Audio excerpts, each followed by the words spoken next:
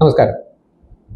നമ്മൾ നമ്മുടെ ഒരു പരിചയക്കാരനെ കാണുകയാണെന്ന് വിചാരിക്കാം. അദ്ദേഹം കുറച്ച് ക്ഷീണിതനായി കാണപ്പെടുന്നു. പനിയുള്ളതുപോലെ നമുക്ക് തോന്നുന്നു. നമ്മൾ അദ്ദേഹത്തോട് ഒരു കുശലം ചോദിക്കുന്ന പോലെ ചോദിച്ചെന്നിരിക്കും, ചേട്ടാ ഇന്ന് സുഖമില്ലെന്ന് തോന്നുന്നല്ലോ, ഇന്നൊരു ഫിസിഷ്യനെ പോയി കണ്ടുകൂടെ എന്ന് ചോദിക്കും. ആ സമയത്ത് ഒരാൾ വീണ് കയ്യോ കാലോ ഒടിഞ്ഞാൽ നമുക്ക് തീർച്ചയായിട്ടും നമുക്ക് ധാരണയുണ്ട് നമ്മൾ ഒരു അസ്ഥിരോഗ വിദഗ്ധനെ കാണിച്ച് അത് ഉടനെ സുഖപ്പെടുത്തുന്നതാണ് എന്നുള്ളത്. ഈ രണ്ട് സന്ദർഭത്തിലും നമ്മളും ആ വ്യക്തിയും തമ്മിലുള്ള ആ ബന്ധം പരിചയക്കാരൻ എന്നുള്ളതിൽ നിന്ന് കുറച്ച് കൂടുതൽ ദൃഢമാവുകയാണ് ചെയ്യുക. അതേസമയത്ത് നമ്മൾ ഒരാളോട് ചോദിക്കുകയാണ്, ചേച്ചി കുറച്ച് ദിവസമായിട്ട് ഒരു സുഖമില്ലാത്ത പോലെ ഗ്ലൂമി ആയിട്ട് കാണുന്നല്ലോ, സങ്കടമായിട്ട് കാണുന്നല്ലോ, ഡിപ്രഷൻ ആണോ, നമുക്ക് ഒരു സൈക്യാട്രിസ്റ്റിനെ കാണിച്ചാലോ എന്ന് ചോദിച്ചാൽ അവരുമായിട്ടുള്ള നമ്മുടെ ബന്ധം ദൃഢമാവാനാണോ അല്ല വേറെ ഏതെങ്കിലും തരത്തിലേക്ക് മോശമാവാനാണോ സാധ്യത? അവരെങ്ങനെയായിരിക്കും അതെടുക്കുക?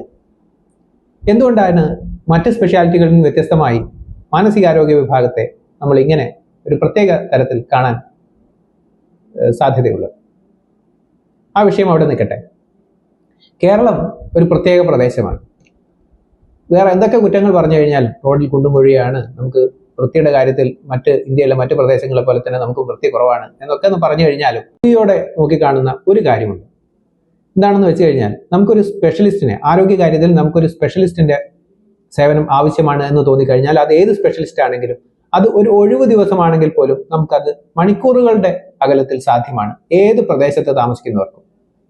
അത് പല വികസിത രാജ്യങ്ങളിൽ പോലും സാധ്യമല്ല. അതുകൊണ്ട് തന്നെ പലപ്പോഴും നമ്മൾ ഒരു ജനറൽ പ്രാക്ടീഷണറെ കാണിച്ച് അദ്ദേഹത്തിന്റെ ഉപദേശപ്രകാരം ഒരു സ്പെഷ്യലിസ്റ്റിനെ കാണിക്കുന്നതിനേക്കാൾ നമ്മൾ നേരിട്ട് ഒരു സ്പെഷ്യലിസ്റ്റിനെ കാണിക്കുകയാണ് ചെയ്യുക.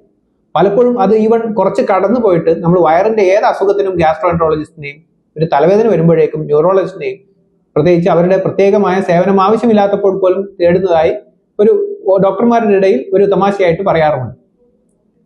പക്ഷെ സൈക്യാട്രിസ്റ്റിന്റെ കാര്യത്തിൽ, ഒരു മനോരോഗ വിദഗ്ധന്റെ കാര്യത്തിൽ എങ്ങനെയാണത്? നമ്മൾ നേരിട്ട് പോയി കാണാറുണ്ടോ? അല്ലെങ്കിൽ ഏതൊക്കെ അവസരങ്ങളിലാണ് നമ്മൾ ഒരു മനോരോഗ വിദഗ്ധന്റെ സേവനം തേടേണ്ടത്? രണ്ട് അവസരങ്ങളാണ് സാധാരണഗതിയിൽ പറയുക. ഒന്ന്, നമുക്ക് മനസ്സിൻ്റെതായിട്ടുള്ള ബുദ്ധിമുട്ടുകൾ എന്തെങ്കിലും നമുക്ക് ഇങ്ങനെ പോയാൽ ശരിയാവില്ല എന്ന് തോന്നുന്ന സമയത്ത്. രണ്ടാമത്, നമ്മൾ ശാരീരികമായിട്ടുള്ള ബുദ്ധിമുട്ടുകൾക്ക് ഒരു വിദഗ്ധനെ കാണിച്ചതിന് ശേഷം ഈ ബുദ്ധിമുട്ടുകൾ ശാരീരികമായ പ്രയാസം കൊണ്ടല്ല, മറിച്ച് മനസ്സുമായി ബന്ധപ്പെട്ട കാര്യങ്ങൾ കൊണ്ടാണ് എന്ന് അദ്ദേഹം അഭിപ്രായപ്പെട്ട് നിങ്ങൾ ഒരു മനോരോഗ വിദഗ്ധനെ കാണും എന്ന് അദ്ദേഹം റെഫർ ചെയ്യുന്ന സമയത്ത് നമ്മൾ പോയി കാണാറ്. ഈ രണ്ടവസരങ്ങളിലാണ് പൊതുവെ നമ്മൾ പോയി കാണാറ്. ഇതിൽ ആദ്യത്തെ അവസരം, അതായത് നമ്മൾ നേരിട്ട് പോയി മനോരോഗ വിദഗ്ധനെ കാണിക്കേണ്ടുന്നത് എപ്പോഴാണ്?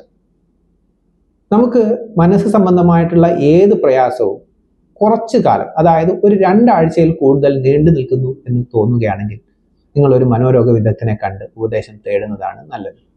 പക്ഷേ പലപ്പോഴും നമ്മൾ അതിന് മുതിരാറില്ല. അതിന് പ്രധാനപ്പെട്ട കാരണം, മനോരോഗ വിദഗ്ധന്റെ അടുത്ത് ചെന്ന് കഴിഞ്ഞാൽ നമ്മൾക്ക് മരുന്ന് കുറിച്ച്, എന്ത് തന്നെ അസുഖമാണെങ്കിലും അദ്ദേഹം നമുക്ക് മരുന്ന് കുറിച്ച് തരും, നമ്മൾ അത് കഴിക്കേണ്ടി വരും എന്നുള്ളൊരു ഭയമാണ്. മരുന്നിനെ നമ്മൾ അത്ര കണ്ട് ഭയക്കേണ്ടതുണ്ടോ എന്നുള്ളത് വേറെ വിഷയമാണ്. അതിനെപ്പറ്റി നമുക്ക് വേറെ ഒരിക്കൽ സംസാരിക്കാം.